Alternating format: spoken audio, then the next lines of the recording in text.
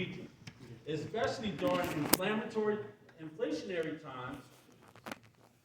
Such a rate hike can place a greater burden, as many people have said, a greater burden on the already struggling households, the businesses, exasperating the financial challenges that we all face in the United States of America and also in the Mid-Hudson Valley. It's important for the utility company to consider the economic climate that we're currently in, prioritize the well-being of their consumers when making these pricing decisions. The Public Service Commission should not allow this rate hike to happen, and I received, to correct my colleague on the City Council, Councilman Grice, I received a $782,000 bill in COVID for my home, which is a ranch house, 3-bedroom house, okay, on 1/3 of an acre in the city of Newburgh. $782,000 for a monthly bill almost put me in cardiac arrest, and that's the God's honest truth. I almost had a heart attack. And to be honest with you, Congressman Pat Ryan took this to the House floor, $782,000 bill in 1 month, okay? And he took this to the House bill, and that is why the CEO had to change in this company. And he called for that current CEO's resignation, and that's what happened. Okay, a $782,000 monthly bill, okay, almost causing me into cardiac arrest. I got several calls from lawyers and had a great opportunity to litigate this issue because of the pain and suffering I and this community has had to have. Okay, there needs to be a class action lawsuit, to be honest. It's very bad for the estimate billing. How dare a company, a $1 billion company, okay, not have the human power, not manpower, but human power, to actually send their agents out, hire their agents, send them out to read the meters for all the customers that Central Hudson services. How dare they do estimate billing? When we found that out, that in itself is a crime. I recommend that there be an act of the state legislature, the governor of New York, and the federal legislature to break up these monopolies. There you go. That's what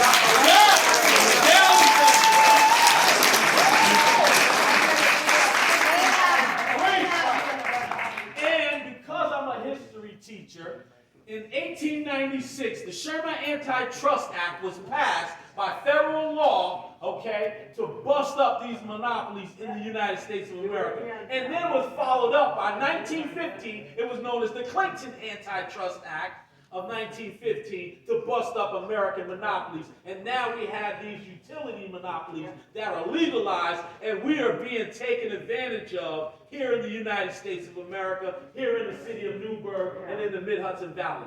That is a crime.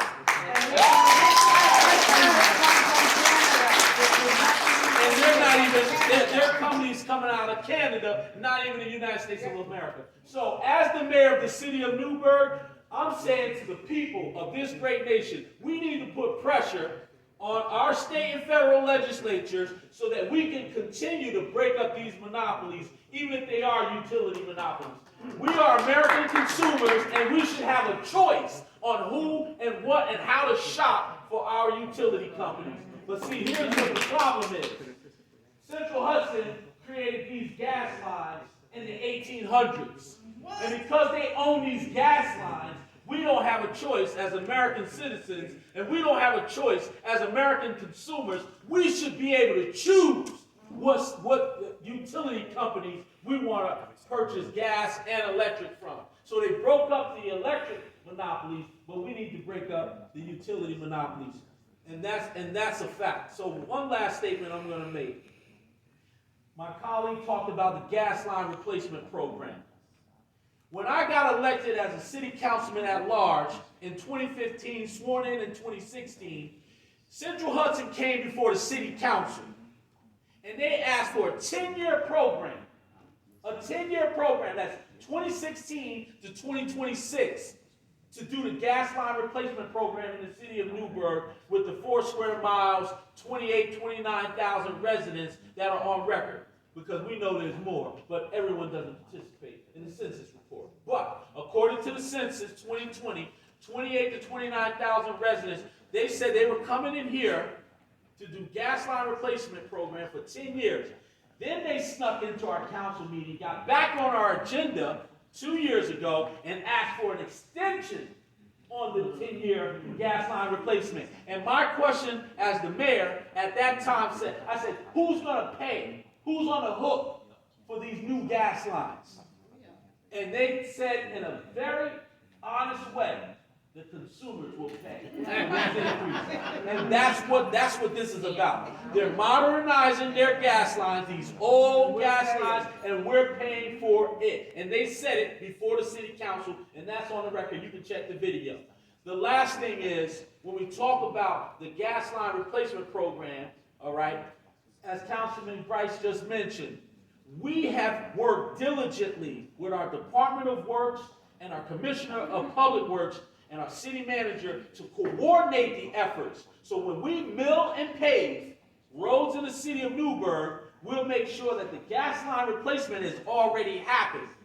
Because we have a 4-year master plan on paving, and every time we coordinate those efforts, like on Montgomery Street, like in the East Historic End, we paved that a year ago.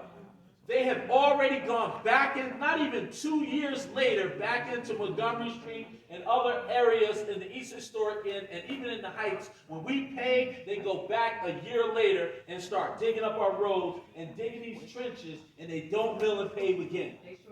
All right, and it becomes a botch work, and again, the elected officials on the city council and the city government takes the blame when they hire Precision Pipeline and they do these botch work and patching up. No, we want Central Hudson, if they go in the ground, to mill and pave our road, especially if we've milled and paved within a 5-year time when they're going back in that ground. And they need to mill and pave our roads when they do that. So, in closing, the residents that are receiving gas services from Central Hudson should get a rebate check, and they should decrease the rate instead of an increase.